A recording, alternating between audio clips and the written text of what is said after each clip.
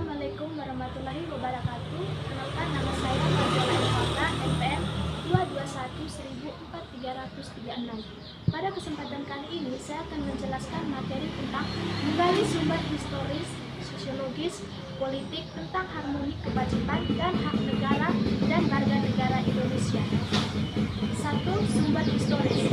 Secara historis, perjuangan menegakkan hak asasi manusia terjadi di dunia barat atau Eropa adalah John Locke, seorang filsuf Inggris pada abad ke-17 yang pertama kali merumuskan adanya hak alamiah atau natural rights yang melekat pada setiap diri manusia, yaitu hak atas hidup, hak kebebasan, dan hak milik. Perkembangan selanjutnya ditandai adanya 3 peristiwa penting di dunia barat, yaitu Magna Carta, Revolusi Amerika, dan Revolusi Prancis. A. Magna Carta pada tahun 1215. Piagam perjanjian antara Raja John dari Inggris dengan para bangsawan. Isinya adalah pemberian jaminan beberapa hak oleh raja kepada para bangsawan beserta keturunannya, seperti hak untuk tidak dipenjarakan tanpa adanya pemeriksaan pengadilan. Jaminan itu diberikan sebagai balasan atau bantuan pemerintah yang telah diberikan oleh bangsawan. Sejak saat itu, jaminan hak tersebut berkembang dan menjadi bagian dari sistem konstitusional Inggris. B. Revolusi Amerika pada tahun 1276. Perangkat kemerdekaan rakyat Amerika Serikat melawan penjajahan Inggris disebut Revolusi Amerika. Declaration of Independence atau Deklarasi Kemerdekaan Amerika Serikat menjadi negara merdeka tanggal 4 Juli 1776 merupakan hasil dari revolusi ini. C. Revolusi Prancis pada tahun 1789. Revolusi Prancis adalah bentuk perlawanan rakyat Prancis kepada rajanya sendiri, Louis XVI, yang telah bertindak sewenang-wenang dan absolut. Dalam perkembangannya, pemahaman mengenai hak asasi manusia makin luas. Sejak permulaan, konsep hak asasi berkembang menjadi 4 macam kebebasan. Konsep ini pertama kali diperkenalkan oleh Presiden Amerika Serikat, Franklin Roosevelt.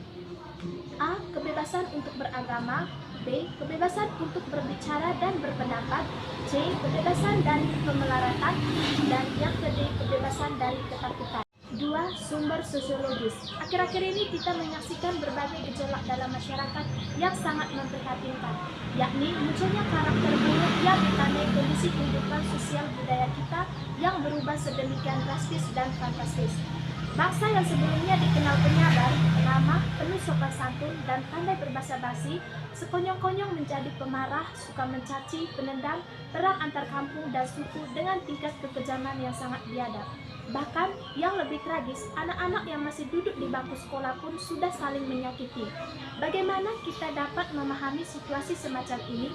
Situasi ini yang bergolak serupa ini dapat dijelaskan secara sosiologis, karena ini memiliki kaitan dengan struktur dan sistem budaya yang telah terbangun pada masa yang lalu. Pasca reformasi ini terdapat beberapa gejala sosiologis fundamental yang menjadi sumber terjadi berbagai gejolak dalam masyarakat kita.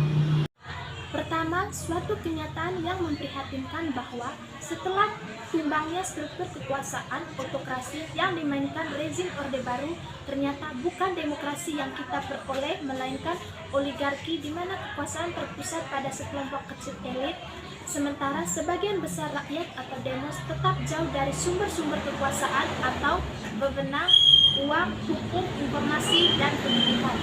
Kedua, sumber terjadinya berbagai gejolak dalam masyarakat kita saat ini adalah akibat munculnya kebencian sosial budaya terselubung atau sosiokultural animosity.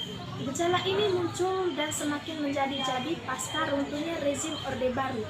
Ketika rezim Orde Baru berhasil diselesaikan, pola konflik di Indonesia ternyata bukan hanya terjadi antara pendukung fanatik Orde Baru dengan pendukung reformasi, tetapi justru meluas menjadi konflik antara suku, antar umat beragama, kelas sosial, dan kampung. 3. Sumber politik. Sumber politik yang mendasari dinamika kewajiban dan hak negara dan warga negara Indonesia adalah proses dan hasil perubahan Undang-Undang Dasar 1945 yang terjadi pada era reformasi. Pada awal era reformasi atau pertengahan 1988 muncul berbagai komponen bangsa, terutama oleh mahasiswa dan pemuda. Ada beberapa tuntutan reformasi itu adalah A. Mengamandemen Undang-Undang Dasar Negara Republik Indonesia tahun 1945. B. Penghapusan doktrin dui fungsi Angkatan Bersenjata Republik Indonesia.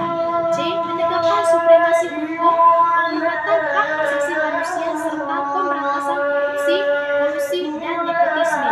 Dan yang D. Melakukan desentralisasi dan hubungan yang adil antara pusat dan daerah.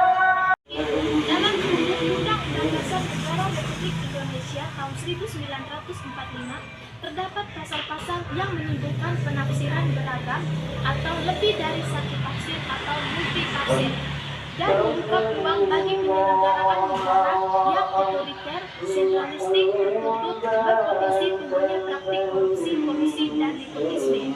Tuntutan perubahan Undang-Undang Dasar Negara Republik Indonesia tahun 1945 merupakan suatu terobosan yang sangat besar, dikaitkan terobosan yang sangat besar karena pada era sebelumnya tidak dikehendaki adanya perubahan tersebut.